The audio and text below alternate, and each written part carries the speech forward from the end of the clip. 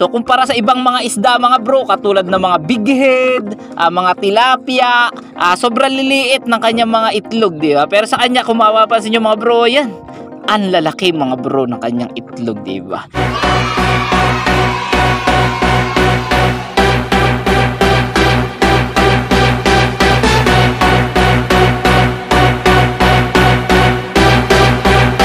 Yo, what's up? Good morning sa inyo mga bro. So mapapansin nyo sa ating harapan ay meron tayo kanduli. Ayan, ito po ang isdang kanduli. Ayan, isa rin po sa masarap na isda dito sa Lawa ng Laguna Lake.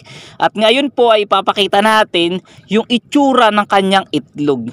Kasi ito po yung isa sa may pinakamalaking itlog dito na isda sa Lawa ng Laguna Lake. Nanunusog po kasi tayo ng pambangos ngayon at yan, kasama natin si Tol. Kagawad, good morning! Kagawad! So yun nga mga bro, balik tayo sa ating topic, no? So ito, ipapakita ko sa inyo yung itsura ng itlog ng kanduli. Isa nga sa pinakamalaking itlog ng isda dito sa sa Lawa ng Laguna Lake. So yan, kung mapapansin nyo ang kanyang ilalim mga bro ay puting-puti. Ayan, white na white. So ang mga itlog nito mga bro, para mga jolen at mga kristal. Para siyang Dragon Balls. Ayan. So titingnan natin kung meron siyang itlog na. Ayan, susubukan natin siyang pisain sa tiyan. Meron kaya siyang itlog. So tingnan natin mga bro. Ayan, pisain natin tiyan niya ha.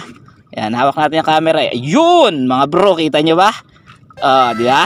May lumabas siya na 7 Dragon Balls. Ayan, marami pala.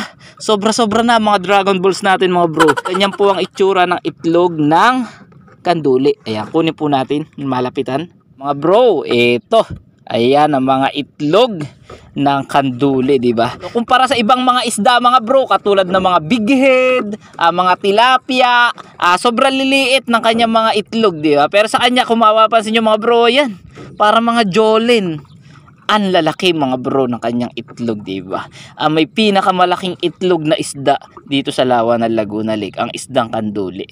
So yan, kasama natin si Tol at wala pa rin tayong huli mga bro. Yun lang mga bro for today's video at pinakita natin ang itsura ng itlog ng isdang kanduli. So yan, parang mga kristal. Maraming salamat mga bro sa panonood sa maikli natin na video. At kung bago ka pa lang dito sa ating channel mga bro, huwag mo na kalimutan na mag-subscribe at i-hit ang notification bell. At sa ating Facebook page naman ay mag-follow ka na rin mga bro. Maraming salamat sa inyo. Muli, ako si Talim PH, ang fishing vlogger kuno ng Laguna Lake.